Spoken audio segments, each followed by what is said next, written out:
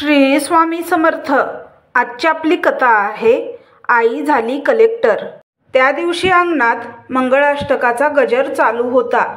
फुलांच्या माळांनी सजलेलं घर, नातेवाईकांची लगबग आणि मंद स्वरात वाजणाऱ्या शहनाईच्या धूनमध्ये सगळीकडे उत्साहाचं वातावरण होतं। ती स्वप्नाली लाल रंगाच्या नववधूच्या साडीत सजली होती। चेहऱ्यावर हलकी लाज, डोळ्यात एक नवा प्रवास सुरू होतोय याची चमक। लहानपणापासून अभ्यासात हुशार, वाचनाची आवड आणि मनात मोठं अधिकारी होण्याचं स्वप्न तिनं बाळगलं होतं। कॉलेजमध्ये असताना तिला UPSCचा गंध लागला होता। एक दिवस मी नक्की IAS बनेन हे ती नेहमी मैत्रिणींना सांगायची। पण आयुष्य नेहमी आपण आखल्याप्रमाणे चालत नाही। लग्न झालं, संसार सुरू झाला। सुरुवातीचे काही महिने सगळं सुरळीत चाललं। स्वप्नालीला नव्या घरातली माणसं चांगली मिळाली। नवरा चांगल्या खाजगी कंपनीत काम करत होता। सासूबाई साध्या पण समजूतदार। तिला वाटलं होतं संसार आणि अभ्यास या दोन्ही गोष्टी जुळवून नेऊ शकेल। मात्र लवकरच ती आई झाली। पहिल्या बाळाचा जन्म म्हणजे एका स्त्रीच्या आयुष्यातलं सर्वात मोठं वळण असतं। बाळाच्या रडण्याचे स्वर, रात्रीचे जागरणं, बाळाचं दूध, त्याचं हसणं, रडणं, आजारपण सगळं नव्याने शिकावं लागलं। स्वप्नाली अभ्यासाच्या पुस्तकाकडे हात वळवण्याचा प्रयत्न करायची, पण हातात आलं की बाळ जागं होई। एखादं पान वाचावं तर त्यावर दूध गळून जाई। कधी तर तिला स्वतःवर हसू यायचं। मला IAS अधिकारी व्हायचंय म्हणे। तरीही तिच्या मनाच्या एका कोपऱ्यात ती ज्वाला कायम पेटलेली होती। रात्री बाळ झोपलं की ती खिडकीजवळ बसून ताऱ्यांकडे बघत स्वतःशी पुटपुटायची, माझं स्वप्न कुठे गेलंय? मी अजूनही तशीच स्वप्नाळू तर आहे ना? आई होणं म्हणजे एक प्रचंड आनंद आणि जबाबदारीचं ओझं। स्वप्नालीला तिच्या बाळावर प्रचंड प्रेम होतं। त्याच्या छोट्या बोटांनी तिचा हात पकडला की तिच्या सगळ्या थकव्याचं विस्मरण व्हायचं। पण या आईपणात तिची स्वतःची स्वप्न हरवत चालली होती। हळूहळू नातेवाईक आणि शेजारी देखील बोलायला लागले, आता तुझं शिक्षण कशाला? संसार आणि मुलं सांभाळणं हेच मोठं आहे। IAS वगैरे होणं सगळ्यांचं काम नाही, सोडून दे। अगदी घरातही नवरा तिला कधी कधी म्हणायचा, तुला एवढा अभ्यास करून काय मिळणार आहे? मी आहे ना कमावणारा, तू घर सांभाळ, एवढंच पुरेसं आहे। बाहेरून तिने गप्प मान डोलावली, आतून मात्र प्रत्येक शब्द तिला तोडत होता। एका दुपारी ती कपडे वाळत टाकत होती। अंगणात बाळ झोपलं होतं। वाऱ्याने पुस्तकाचं पान उलटलं आणि तिला तिची जुनी वही सापडली। त्यात मोठ्या अक्षरात तिनं लिहिलं होतं, माझं ध्येय UPSC IAS। त्या शब्दांकडे पाहून तिच्या डोळ्यात पाणी आलं। किती जिव्हाळ्याने, किती विश्वासाने तिने ते लिहिलं होतं। पण आज ती स्वतःच त्या शब्दापासून दूर गेली होती। मनात विचारांचा कल्लोळ सुरू होता। हेच आयुष्य आहे का? आई झाल्यावर सगळं संपतं का? आई होणं म्हणजे स्वप्न विसरणं का? संध्याकाळी बाळाला मांडीवर घेऊन बसलेली असताना सासूबाई जवळ आल्या। शांत स्वरात म्हणाल्या, बघ ग स्वप्नाली, तू अभ्यासू मुलगी आहेस। मला माहिती आहे तुझी धडपड, पण सध्या वेळ तुझ्या हातात नाही। काळ बदलतो। एकदा मुलं मोठी झाली की तुझ्या पुस्तकाकडे परत वळ। त्या क्षणी स्वप्नालीला जाणवलं, कोणीतरी तिच्या मनातलं वाचलं आहे। पण काळ जसा जसा पुढे सरकत गेला तसा तसा अभ्यासासाठी वेळ मिळणं अशक्य होतं। बाळ थोडं मोठं झालं, पण त्याच्यासोबत घरकाम, पाहुण्यांची ये-जा, संसाराच्या जबाबदाऱ्या वाढल्या। स्वप्नाली स्वतःच्या गरजा नेहमी शेवटी ठेवत होती। स्वतःसाठी नवीन कपडे घेणं, आवडीची पुस्तकं वाचणं, मित्रमैत्रिणींना भेटणं सगळं मागे पडलं। तिला असं वाटायचं, मी आता फक्त आई, बायको आणि सून आहे। माझं स्वतःचं अस्तित्व कुठे गेलं? एकदा कॉलेजमधली तिची जिवलग मैत्रीण भेटायला आली। ऑफिसच्या गाडीने आली होती, चांगल्या नोकरीत, आत्मविश्वासाने भरलेली। तिने सहज विचारलं, काय ग, अभ्यास चालू आहे ना? स्वप्नालीच्या ओठावर हसू आलं, पण डोळ्यात पाणी दाटलं। होय, म्हणजे चालू होतं, पण आता ती वाक्य अर्धवट सोडून बसली. त्या रात्री स्वप्नाली खूप रडली. तिला जाणवलं ती हळूहळू स्वतःलाच हरवते आहे. तिच्या डोळ्यासमोर चित्र उभं राहतं. स्वप्नालीचं मन 2 तुकड्यांमध्ये विभागलं आहे. एका बाजूला आईपणाचं आनंददायी पण थकवणारं जग, दुसऱ्या बाजूला दडपलेली स्वप्न आणि अपूर्णतेची वेदना. तिला अजून माहिती नाही, पण ही तगमगच तिला पुढे नव्याने उभं करणार आहे. पाऊस झिमझिमत होता. खिडकीवर थेंब आपटत होते. स्वप्नाली स्वयंपाकघरात उभी राहून पोळ्या लाटत होती. बाळ आता 4 वर्षाचं झालं होतं. त्याला लहान बहीण झाली होती. घरभर त्यांचे खेळ, रडणं, हसणं सुरू होतं. तिच्या आयुष्यात आता 2 छोट्या सूर्यमालिका होत्या. पण या प्रकाशाच्या आड अजूनही तिच्या मनात अंधुक सावली होती, अपूर्णतेची. दररोजची दिनचर्या एकसुरी झाली होती. सकाळी उठून घरकाम, मुलांना सांभाळणं, नवऱ्यासाठी डबा, कधीमधी पाहुण्यांची ये-जा. जेव्हा मुलं झोपायची तेव्हा ती थकलेल्या देहाने पलंगावर कोसळायची. कधीतरी आरशात पाहिलं की स्वतःचा चेहरा तिला परका वाटायचा. ही मी आहे का?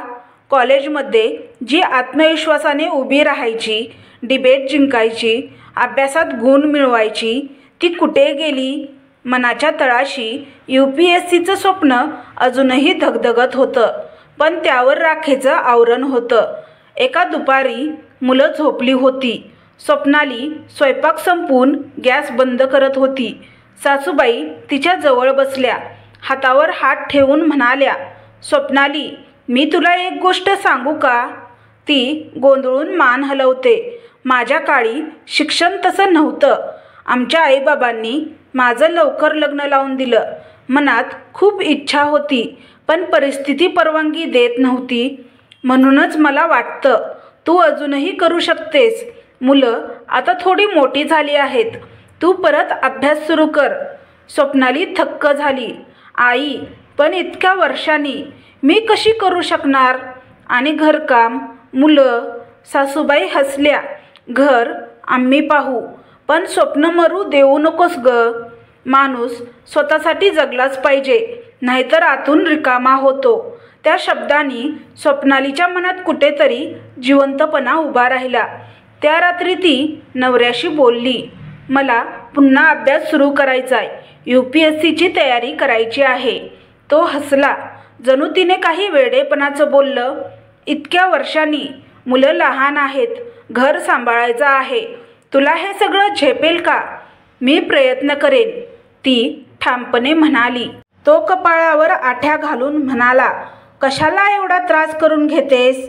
मी आहे ना. माझा पगार पुरतो. तुला नोकरीची काय गरज आहे? स्वप्नालीचे डोळे भरले, पण तिने हळू आवाजात उत्तर दिलं, नोकरीसाठी नाही, माझ्या स्वप्नासाठी. आयुष्य फक्त पैशांनी मोजलं जात नाही. पुढच्या दिवशीच तिने पुस्तकं काढली. धूळ झटकली. पुस्तकांच्या पानांचा वास जणू तिला पुन्हा जिवंत करत होता. रात्री मुलं झोपली की ती टेबलाजवळ बसायची. पेन, वही आणि समोर प्रश्नपत्रिका. डोळ्यात चमक होती, पण सुरुवात सोपी नव्हती. बराच काळ अभ्यासापासून दूर राहिल्याने संकल्पना विसरल्या होत्या. एक एक पान वाचायला तास जात होता. कधी थकून डोकं खाली झुकायचं, पण सासूबाई येऊन म्हणायच्या, हा चहा घे, परत बस. शेजाऱ्यांनी कुजबुज करायला सुरू केलं. इतकी लहान मुलं बाळं असूनही अभ्यास? कसला वेडेपणा? IAS होणं एवढं सोपं आहे का? वेळ वाया घालवतेस. हे शब्द स्वप्नालीच्या कानावर पडायचे. कधी मन दुखायचं, कधी राग यायचा, पण ती वहीत मोठ्या अक्षरात लिहायची, मी करू शकते. एके दिवशी मुलगा शाळेतून आला आणि म्हणाला, आई, आज टीचर म्हणाल्या की तुझी आई खूप शिकलेली आहे आणि अजूनही शिकत आहे. आपले स्वप्न पूर्ण करण्यासाठी प्रयत्न करत आहेत. तुझी आई प्रेरणा आहे. हे ऐकून मला खूप छान वाटलं. मला तुझ्यावर अभिमान आहे. तो निरागस आवाज तिच्या कानात गुंजला. माझी मुलं माझ्याकडून प्रेरणा घेत आहेत, मग मी थांबूच कशी? त्या रात्री तिने मनाशी शपथ घेतली, मी काहीही झालं तरी UPSC पास करणार, कितीही वेळ लागला तरी. आता तिचं वेळापत्रक बदललं. सकाळी घरकाम आणि मुलं, दुपारी थोडा अभ्यास, रात्री सगळे झोपले की खरा रणांगण सुरू. डोळे जड होत होते, पण मन म्हणायचं एक पान अजून. कधी मुलांना ताप आला तर अभ्यास थांबवावा लागे, कधी स्वयंपाकाच्या गडबडीत वेळ जायचा, पण ती परत अभ्यासाला बसायचीच. हळूहळू नवऱ्यालाही जाणवलं की ती खेळत नाहीये, खरंच मेहनत करतेय. तो म्हणाला, ठीक आहे, मी पण तुला मदत करतो. मुलांना कधी कधी मी सांभाळतो. स्वप्नालीला जाणवलं आता तिचं युद्ध एकटं नाही राहिलं. घरातील लोक तिच्यासोबत उभी राहिली आहेत. स्वप्नाली आता पुन्हा उभी राहिली आहे. राखेखालची थिनगी ज्योत बनली होती. समाज, थकवा, जबाबदाऱ्या सगळं असूनही ती ठरवते, हे माझं स्वप्न आहे, मी त्याचा पाठपुरावा करणारच. स्वप्नाली आता रोज रात्री टेबलाजवळ बसायची. पेन, वही, पुस्तकं आणि एका बाजूला चहा. डोळे जड होत असतानाही ती म्हणायची, आणखी 10 मिनिटं, मग झोपेन. ते 10 मिनिटं कधी 2 तास व्हायची तिलाही कळायचं नाही. पण सगळं सुरळीत नव्हतं. मुलं कधी रात्री उठायची, कधी शाळेच्या प्रोजेक्टसाठी तिची मदत लागायची. घरकामात उशीर झाला तर सासऱ्यांकडून कटाक्ष पडायचे, तरीही ती ठाम होती. दिवसातला थोडाफार वेळ जरी मिळाला तरी पुस्तक हातात घ्यायचीच. पहिली प्राथमिक परीक्षा तिने दिली. मनापासून अभ्यास करूनही ती पास झाली नाही. परीक्षेच्या निकालाचं पान उघडलं आणि तिचं नाव कुठेच नव्हतं. तिच्या डोळ्यात पाणी आलं. मी कदाचित खरंच उशिरा सुरू केलं. माझ्या वयात हे शक्य नाही. त्या दिवशी तिने पुस्तक बंद करून ठेवली. 2-3 दिवस अभ्यासाला हातही लावला नाही. पण मग तिचा मुलगा जवळ आला. आई, तू म्हणाली होतीस ना की हार मानायची नाही, मग आता तू का सोडते आहेस? त्या निरागस प्रश्नाने तिचं डोकं खाली झुकलं. तिला उमगलं, मुलं तिच्या कृतीतून शिकत आहेत. ती परत स्वतःकडे आत्मविश्वास आणते. सासूबाई जवळ आल्या. अपयश म्हणजे शेवट नसतो ग, ते तर शिकणं असतं. कमी पडलीस म्हणून उठणार नाही का? त्या रात्री तिने परत पुस्तक उघडली. हार मानणं म्हणजे मुलांसमोर पराभव मान्य करणं, आणि तिला ते अजिबात चालणार नव्हतं. आता तिने आपली दिनचर्या अजून कडक बनवली. सकाळी 4ला उठून 2 तास अभ्यास, दुपारी मुलं शाळेत गेली की पुन्हा 1 तास, रात्री सगळे झोपले की अजून 3 तास. झोप कमी झाली. डोळ्याखाली काळी वर्तुळं आली, पण डोळ्यात एक वेगळीच चमक दिसू लागली होती. शेजारणी म्हणायच्या, इतकी मोठी झाल्यावर काय IAS होणार? घर बघ ना नीट. बाईला एवढं वाचून कसला उपयोग? पैसे कमवायला नवरा आहेच ना. स्वप्नाली बाहेरून गप्प राहायची, पण आतून ठरवायची, मला यांच्याच बोलण्याला उत्तर द्यायचं आहे माझ्या यशाने. पुन्हा तयारी करून परीक्षेला ती बसली. यावेळीही ती अंतिम यादीत पोहोचली नाही. तिचा आत्मविश्वास पुन्हा डळमळला. तिला वाटलं, कदाचित मला खरंच जमत नाहीये. नवरा तिच्याकडे पाहून म्हणाला, पाहिलंस, मी आधीच सांगितलं होतं, एवढा त्रास नको करून घेऊस. स्वप्नाली शांत राहिली, पण आतून तिचा राग आणि वेदना वाढल्या. त्या रात्री तिने वहीत लिहिलं, जग काहीही बोलो, मी थांबणार नाही. एकदा तिची लहान मुलगी तिच्याजवळ आली. आई, मला मोठी झाल्यावर डॉक्टर व्हायचं आहे. तू जशी वाचतेस तशी मी पण रोज वाचेन. त्या निरागस डोळ्यातला उत्साह पाहून स्वप्नालीला कळालं, तिचा संघर्ष व्यर्थ नाही. ती फक्त स्वतःसाठी नाही तर पुढच्या पिढीसाठी लढते आहे. कधी मुलांना आजारपण, कधी घरातल्या जबाबदाऱ्या, कधी आर्थिक अडचणी, अभ्यासावर विराम लागायचा, पण ती पुन्हा उभी राहायची. रात्रभर झोप नाही लागली तरी सकाळी 5ला उठून वही उघडायची. तिच्या डोळ्यात आता एक आग होती. अपयशाने तिला थांबवलं नाही, उलट अजून ताकद दिली. हळूहळू तिचा अभ्यास अधिक पक्का झाला. नोट्स व्यवस्थित, वेळेचं नियोजन ठरलेलं. आता ती फक्त आई किंवा सून नव्हती, ती एक योद्धा होती. जी आपल्या स्वप्नासाठी रोज लढत होती. स्वप्नाली अजूनही यशापासून दूर आहे, पण आता ती खचत नाही. तिचं आयुष्य झगडण्यात जातंय, पण त्या झगडण्यातच तिची ओळख तयार होते. मी किती वेळा पडेन हे महत्त्वाचं नाही, मी किती वेळा उठेन हे महत्त्वाचं आहे. हाच तिच्या संघर्षाचा सार होता. रात्रभर पाऊस पडला होता. सकाळी हवा थंडगार होती. खिडकीबाहेर पक्ष्यांचे आवाज येत होते, पण स्वप्नालीच्या खोलीत फक्त पेनचा आवाज आणि वहीवर उमटणारी अक्षरं ऐकू येत होती. आजूबाजूला पुस्तकांचे ढीग, नोट्सच्या गच्च वह्या आणि टेबलावर चहा थंड झाला होता. ही तिची दिनचर्या आता काही महिन्यापासून चालू होती. झोप कमी, शरीर थकलं होतं, पण चेहऱ्यावर वेगळीच चमक होती. तिला ठाऊक होतं, ही शेवटची संधी आहे. यावेळी यश मिळवायचंच आहे. परीक्षेच्या अगोदर तिने संपूर्ण आयुष्याचं गणित बदलून टाकले होते. सकाळी 4 वाजता उठून 2 तास अभ्यास, मुलं शाळेत गेली की दुपारी 3-4 तास अभ्यास, रात्री जेवण, घरकाम संपलं की उशिरापर्यंत नोट्स लिहिणं, प्रश्नपत्रिका सोडवणं. डोळ्यात झोप नसायची, पण डोळ्यात स्वप्न नक्की असायची. मुलंही आता तिचं महत्त्व समजू लागली होती. मुलगा कधी चुपचाप तिच्या टेबलावर पाणी ठेवून जायचा. मुलगी तिच्या वहीत छोटं हृदय काढून लिहायची. Good luck I. सासूबाई नेहमीच तिच्या पाठीशी उभ्या होत्या. बघ, घरकामाचं जास्त टेन्शन घेऊ नकोस, अभ्यास कर, मी बघते. हा आधार तिच्यासाठी प्राणवायूसारखा होता.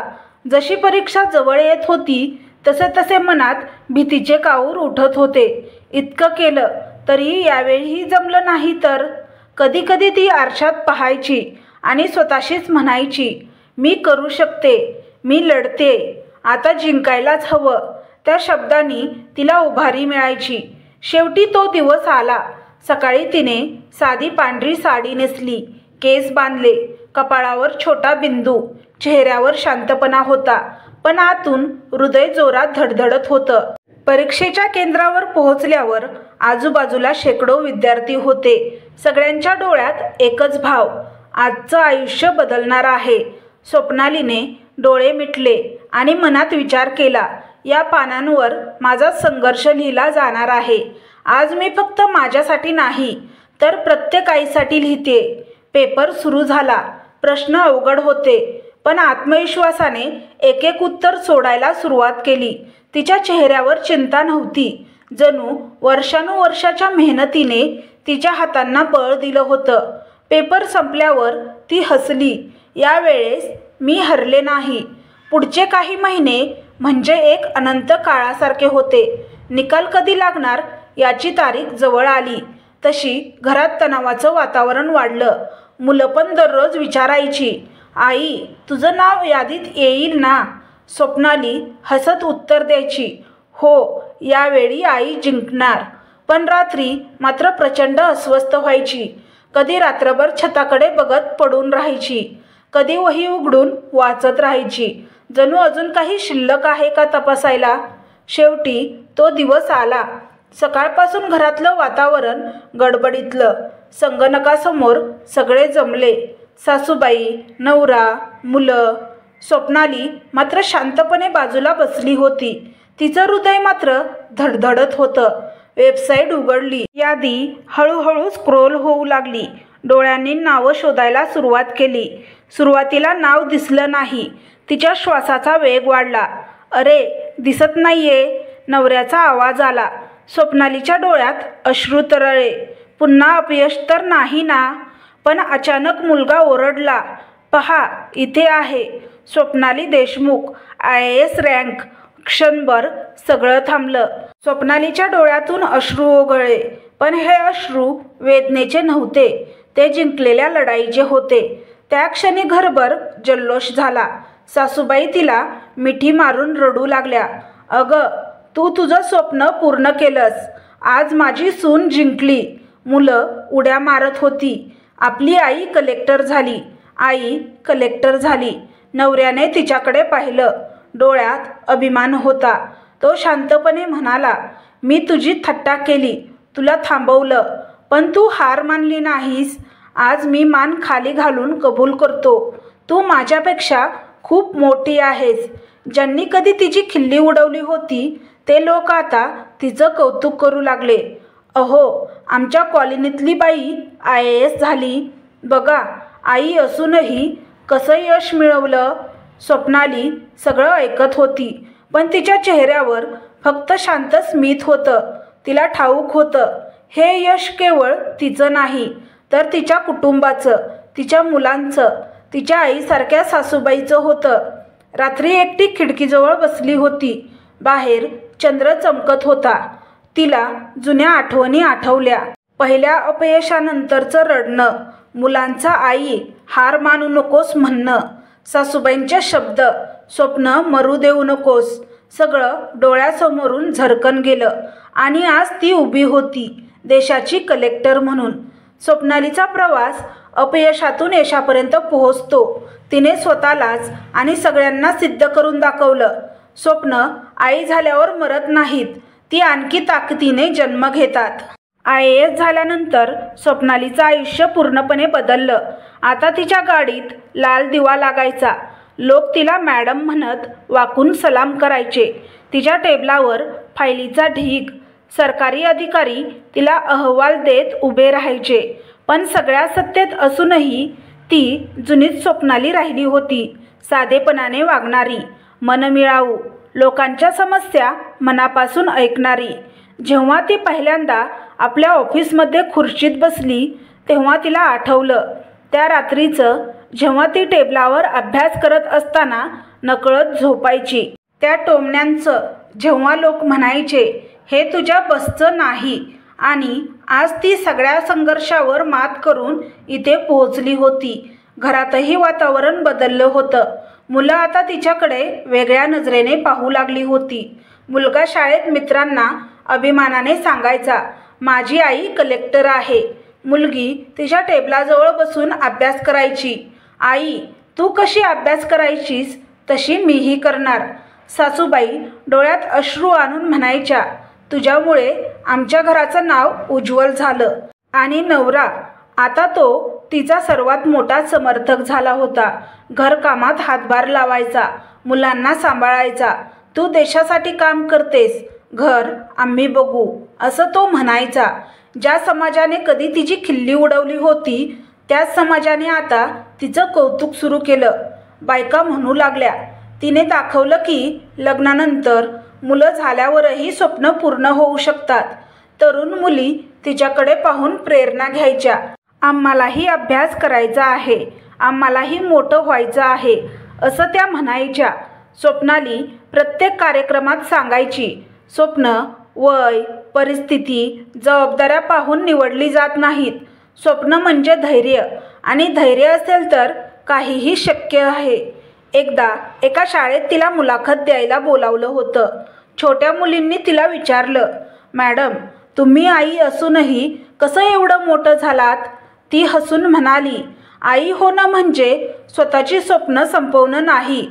उलट आई होणं म्हणजे दुहेरी ताकद मिळणं. कारण तुमची मुलं तुमच्याकडे बघत असतात.